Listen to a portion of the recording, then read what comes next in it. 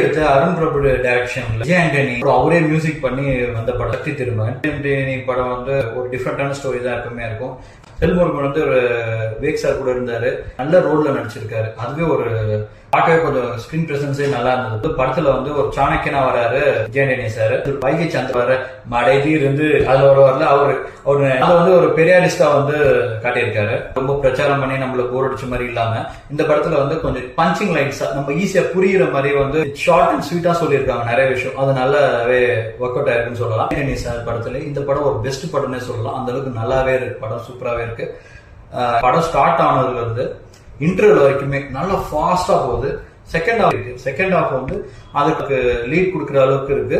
But sir, Murugadoss sir இவங்களோட பழைய படம்லாம் வந்து சேர்த்து வச்சு படம் பண்ண மாதிரி இருந்தது. அது ரொம்ப பார்க்கவே நல்லா இருந்தது. கண்டிப்பா இந்த படத்துக்கு வந்து நீங்க தியேட்டர்ல போய் படம் பார்க்கலாம்.